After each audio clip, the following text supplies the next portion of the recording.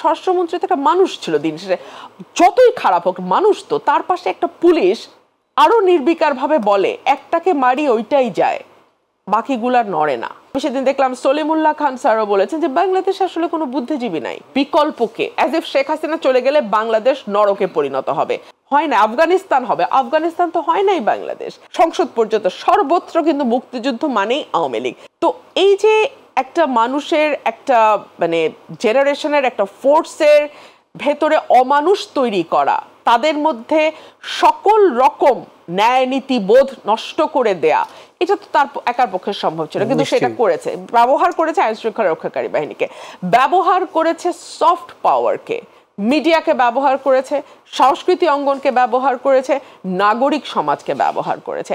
আজকাল অনেকেই খুব দুঃখ নিয়ে বলেন, যেমন বদরুদ্দিন ওমর বলেছেন, সিরাজুল ইসলাম বলেছেন, আমি সেদিন দেখলাম সলিমুল্লাহ খান স্যারও বলেছেন যে বাংলাদেশে আসলে কোনো বুদ্ধিজীবী নাই, বাংলাদেশে সেই অর্থে কোনো নাগরিক সমাজ এক্সিস্ট করে না।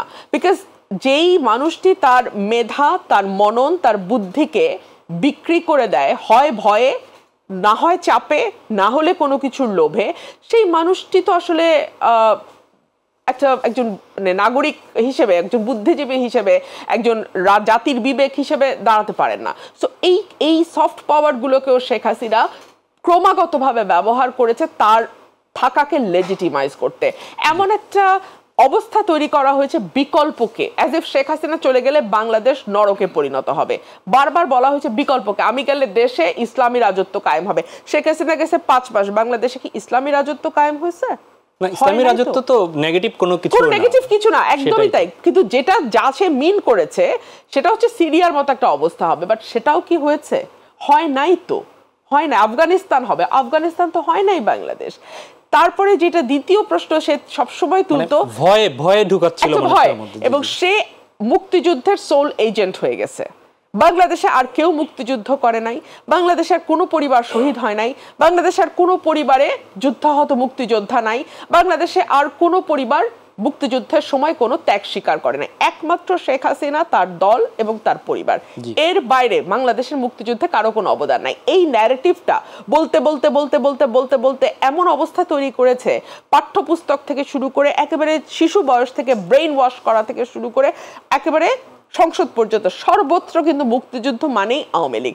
সেই কারণে আমি যখন এমপি ছিলাম, আমি সংসদে দাঁড়িয়ে বলেছিলাম বাংলাদেশে মুক্তিযুদ্ধের বিপক্ষে কোনো দল যদি থাকে সেটা হচ্ছে আওয়ামী লীগ। বিকজ মুক্তিযুদ্ধের যে মূল স্পিরিট, গণতন্ত্র, মানুষের ভোটের অধিকার, বাক স্বাধীনতা, কথা বলবার অধিকার, একটা অসাম্প্রদায়িক বাংলাদেশ, একটা বৈষম্যহীন বাংলাদেশ, ফর গড সেক।